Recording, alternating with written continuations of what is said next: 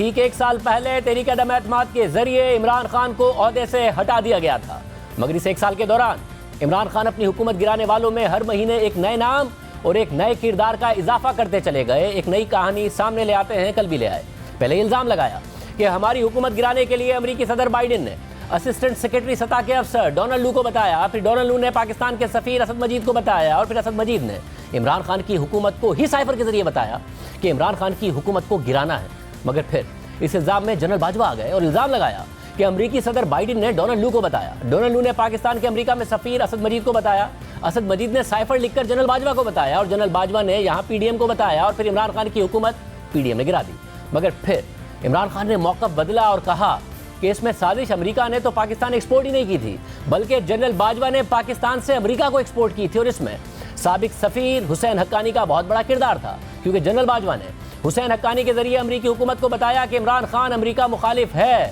یعنی جنرل باجوہ نے حسین حقانی کو بتایا، حسین حقانی نے صدر بائیڈن کو بتایا، صدر بائیڈن نے ڈونلڈ لو کو بتایا، پھر ڈونلڈ لو نے پاکستانی سفیر اسد مجید کو بتایا، اور اسد مجید نے سائفر بھیج کر واپس جنرل باجوہ کو بتایا، اور جنرل باجوہ نے پی ڈی ایم کو بتایا، اور پھر پی ڈی ایم نے عمران خان کی حکومت گرا دی۔ مگر پھر ایک نئی بات سامنے آ گئی، تحریک انصاف نے دعویٰ کر دیا کہ پاکستان کی بزنس کمیونٹی نے جنرل باجوہ کو بتایا کہ حکومت کی کارکردگی اور معیشت بہت خراب ہے، اور پھر جنرل باجوہ نے حسین حقانی کو بتایا، حسین حقانی نے صدر بائیڈن کو بتایا، بائیڈن نے ڈونلڈ لو، اور ڈونلڈ لو نے اسد مجید کو بتایا، اسد مجید نے واپس جنرل باجوہ، اور جنرل باجوہ نے پی ڈی ایم کو بتایا، اور پھر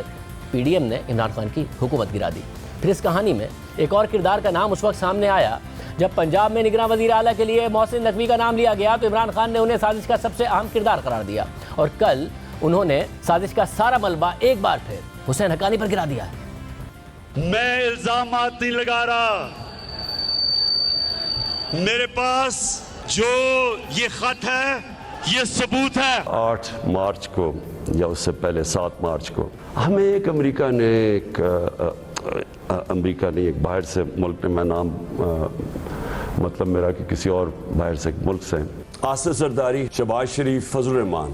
3 اسٹوجز، ان لوگوں نے پھر مل کے ہماری گورنمنٹ گرائی، لوگوں کو خرید۔ امریکہ سازش کر کے ہماری حکومت کراتا ہے، اس سازش میں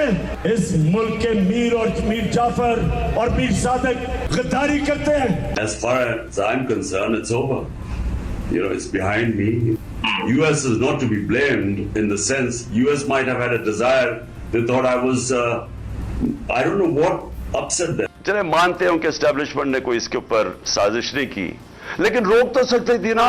جانتے تو تھے ان کا ماضی۔ بیرونی سازش کا حصہ بن کے کون ذمہ دار تھا اس رجیم چینج کا؟ اس کا ایک آدمی ذمہ دار ہے، اس کا نام ہے جنرل مجھے آئی بی کی باقاعدہ رپورٹس آتی تھی۔ ایک آدمی نے سب سے زیادہ کوشش کی ہماری حکومت گرانے کی، جو ہم سمجھتے تھے کہ امریکہ سے سازش شروع ہوئی ہے، شروع وہاں سے نہیں ہوئی۔ حسین حقانی کو ہمارے گورنمنٹ نے ہائر کروایا گیا، میرے خلاف پروپیگنڈا کیا گیا، اور اس نے کہا کہ کیسے جنرل باجوہ کتنے اچھے ہیں اور پرو امریکہ ہے، اور عمران خان اینٹی امریکہ ہے، اور پھر ادھر سے وہ سائفر آیا۔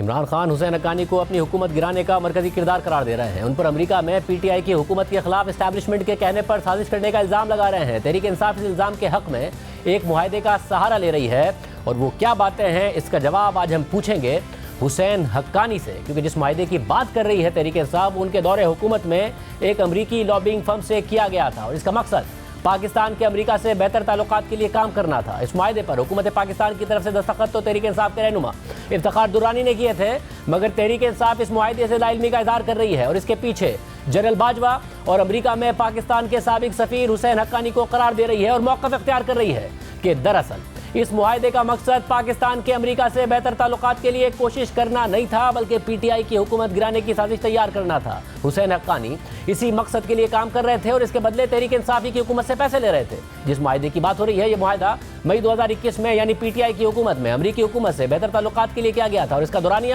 ابتدائی طور پر 6 مہینے تھا۔ یہ معاہدہ تحریک انصاف کے رہنما افتخار درانی اور امریکی فرم گرینیئر کنسلٹنگ کے مینیجنگ ڈائریکٹر رابرٹ لارنٹ گرینیئر کے درمیان ہوا تھا۔ اب اہم بات یہ ہے کہ رابرٹ گرینیئر امریکی خفیہ ایجنسی CIA کے سابق افسر رہ چکے ہیں۔ 2001 میں 9/11 کے بعد امریکہ نے افغانستان پر جب حملہ کیا تھا تو وہ اس وقت اسلام آباد میں CIA کے اسٹیشن چیف کے طور پر تعینات تھے، اور اس حساس موقع پر اہم ترین کردار ادا کیا تھا۔ پھر 2002 سے 2004 تک انہیں عراق میں تعینات کیا گیا تھا۔ اب تحریک انصاف کی حکومت نے CIA کے سابق اہلکار کی فرم کے ساتھ جو معاہدہ کیا تھا اس میں پاکستان کی حکومت کی طرف سے تحریک انصاف کے رہنما افتخار درانی نے دستخط کیے تھے اور انہوں نے اس لابنگ فرم کو حکومت پاکستان کی طرف سے پیسے دیے تھے، مگر دلچسپ بات یہ ہے کہ اس وقت افتخار درانی کے پاس کوئی حکومتی عہدہ نہیں تھا۔ معاہدے کی دستاویزات میں افتخار درانی سے متعلق لکھا تھا کہ وہ تحریک انصاف کے رکن ہیں اور پارٹی کی سینئر قیادت کی نگرانی میں کام کرتے ہیں، اور یہ پارٹی اس وقت حکومت میں ہے، اس لیے افتخار درانی پارٹی عہدیداروں اور حکومتی اہلکاروں کی ہدایت کے مطابق کام کرتے ہیں۔ اسی طرح افتخار درانی کی کچھ سرگرمیوں کی نگرانی، ہدایات اور فائنینسنگ حکومت پاکستان کے اہلکار کرتے ہیں،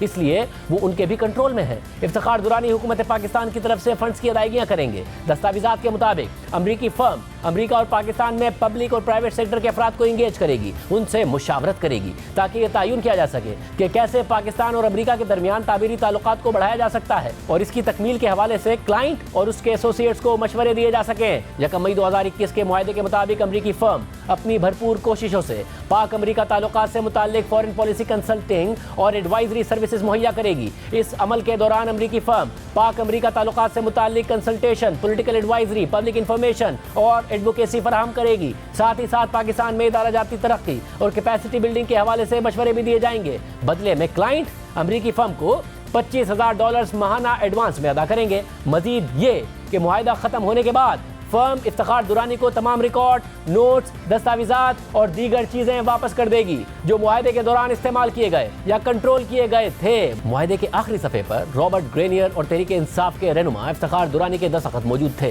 مگر دلچسپ بات یہ ہے کہ نومبر 2022 میں لابنگ فرم کے مالک نے معاہدے سے متعلق ایک ضمنی دستاویز فارا کی ویب سائٹ پر جمع کرائی، جس میں حسین حقانی کو کی گئی ادائیگیوں سے متعلق تفصیلات بھی شامل تھیں، جبکہ معاہدے کی اختتامی تاریخ 31 جنوری 2022 لکھی گئی تھی۔ اس دستاویز کے مطابق 6 ستمبر 2021 کو حسین حقانی کو $20,000 کی ادائیگی کی گئی اور 29 اکتوبر 2021 کو $10,000 کی ادائیگی کی گئی، اور ان دونوں ٹرانزیکشنز کا مقصد ریسرچ لکھا گیا تھا، یعنی PTI کے دور حکومت میں امریکہ سے بہتر تعلقات کے لیے جس فرم سے معاہدہ کیا گیا تھا اس نے حسین حقانی کو $30,000 کی ادائیگی کی تھی، مگر جیسے ہی گزشتہ سال کے آخر میں یہ تفصیلات سامنے آئیں تو تحریک انصاف نے اس معاہدے سے مکمل لا علمی کا اظہار کر دیا اور الزام لگا دیا کہ جنرل باجوہ نے حسین حقانی کے ذریعے ہماری حکومت کے خلاف امریکہ میں سازش تیار کروائی اور امریکی حکومت سے ہماری شکایتیں لگائی گئیں۔ اس دستاویز کے منظر عام پر آنے کے بعد تحریک انصاف کی رہنما شیری مزاری نے دعویٰ کیا کہ اس پورے پروجیکٹ کو خفیہ طور پر کابینہ کی منظوری لیے بغیر اور پروکیورمنٹ پروسیس کو بائی پاس کر کے کیا گیا، جبکہ اس سے پہلے ایک آفیشیل میٹنگ میں عسکری قیادت کے ساتھ میں بھی موجود تھی۔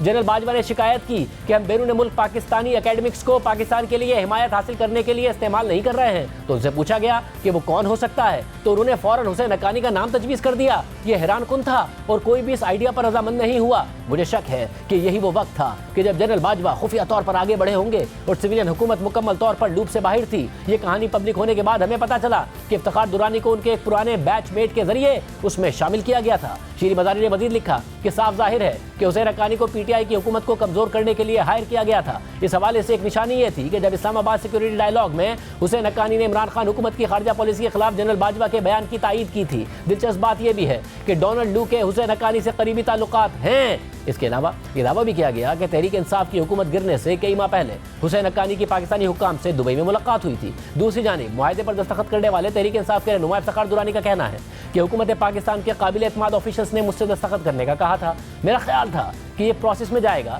لیکن اب پتہ چل رہا ہے کہ ضروری طریقہ کار کو فالو نہیں کیا گیا، کابینہ سے بھی اپروول نہیں لیا گیا تھا۔ یعنی دستخط بھی تحریک انصاف کے رہنما نے کیے اور پیسے بھی تحریک انصاف کی حکومت نے ہی دیے۔ بہرحال جس وقت یہ معاہدہ کیا گیا تھا اس وقت صورتحال یہ تھی کہ پاک امریکہ تعلقات سرد میری کا شکار تھے، تعلقات میں تناؤ تھا۔ عمران خان کو امریکی صدر بائیڈن کی کال موصول نہ ہونے پر میڈیا میں خبریں لگ رہی تھی اور عمران خان اور دیگر حکومتی اہلکاروں سے اس حوالے سے بار بار سوالات ہو رہے تھے۔ امریکہ کا افغانستان سے انخلا قریب تھا اور پاکستان سے متعلق امریکی پالیسی میں ایک بڑا شفٹ نظر آ رہا تھا، یعنی اس اہم موڑ پر یہ معاہدہ کیا گیا تھا جو اب انتہائی مشکوک ہو گیا ہے اور خود عمران خان نے کر دیا ہے۔ عمران خان اس کا تعلق پاکستان میں حکومت کی تبدیلی سے جوڑ رہے ہیں